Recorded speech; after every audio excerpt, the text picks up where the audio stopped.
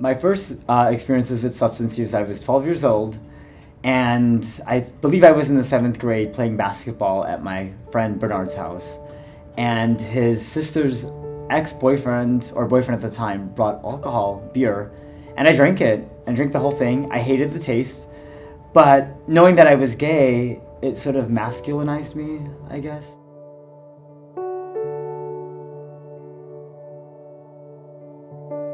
When I was growing up, substances were a regular thing of life.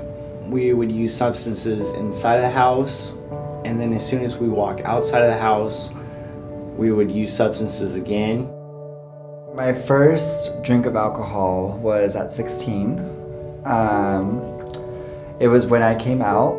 I remember it felt great because I was the type of person who was very caring and very sensitive, and I was a straight A student. I had everything going for me, but I always had this desire to fit in.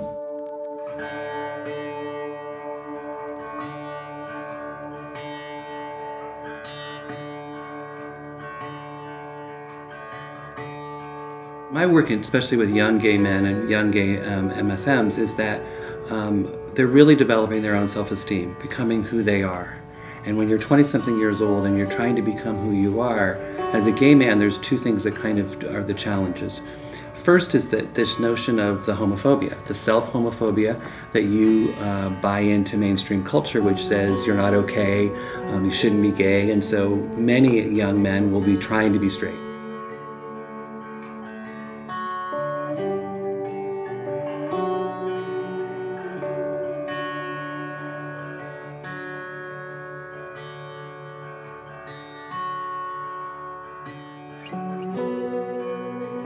So that's kind of the biggest challenge, is trying to figure out who you are. And then the second piece is then how do you do that in a safe and free environment? So what oftentimes we see is that young gay men will find the bars and at last they're free.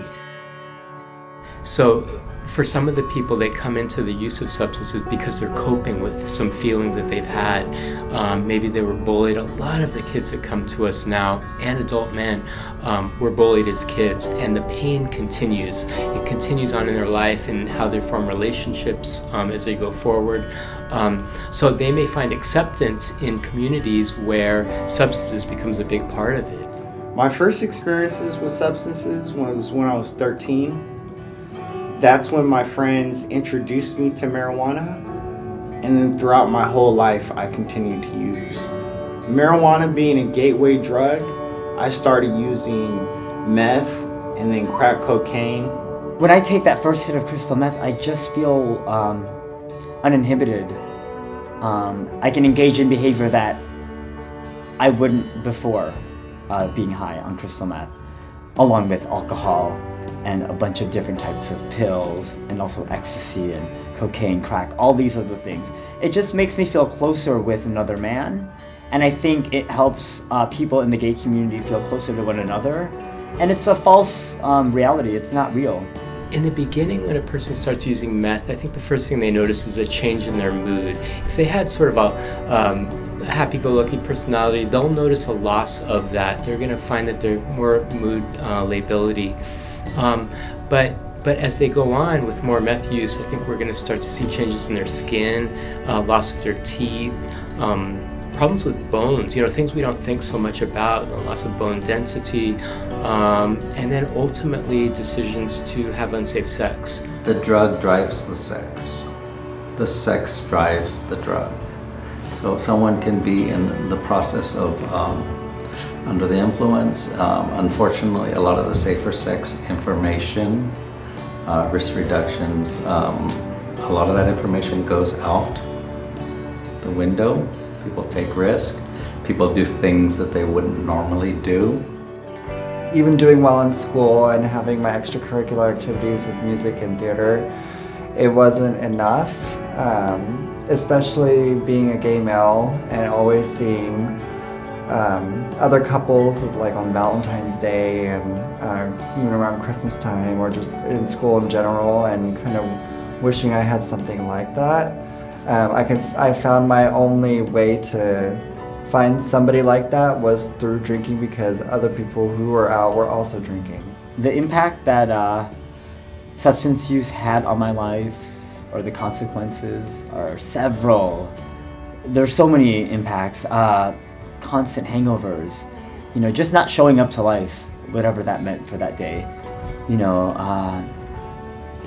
Just going to functions, always drunk, drunk driving all the time.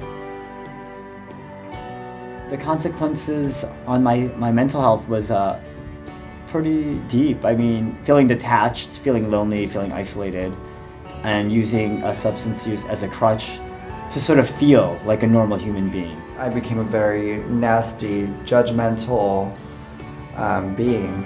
I wasn't somebody you could rely on, not someone that was responsible, and it really changed me overall. I would say internally and externally, mostly internally, and I became very, very sad because I was wondering why it wasn't working and why everything around me was crumbling. And it wasn't until more recently that it became clear that that was what it was because of my addiction and my addiction to alcohol and drugs.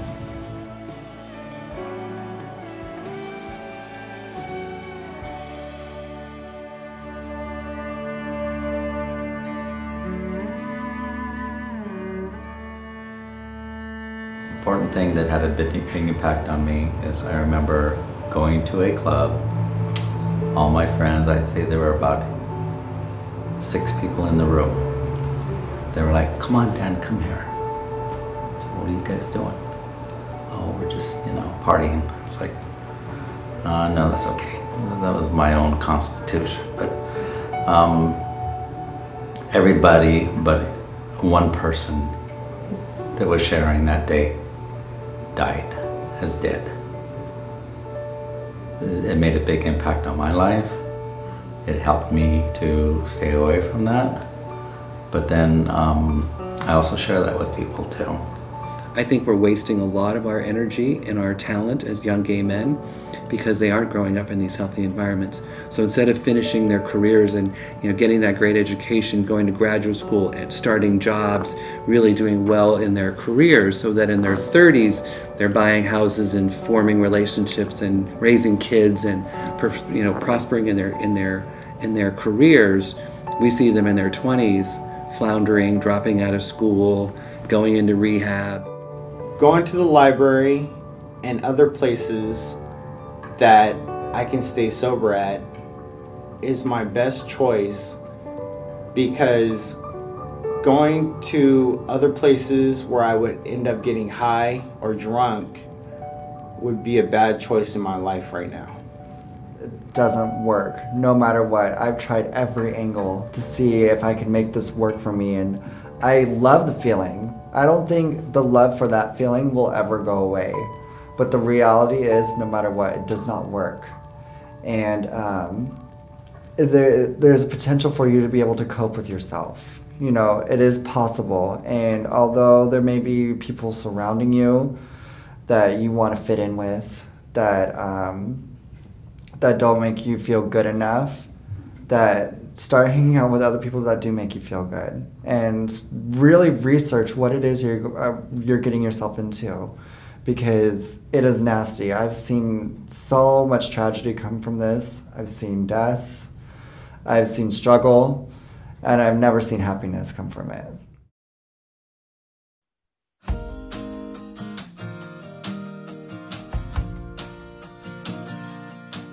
What I would tell another cool 18-year-old, if they wanted to stay sober and have fun, there's so many different alternatives.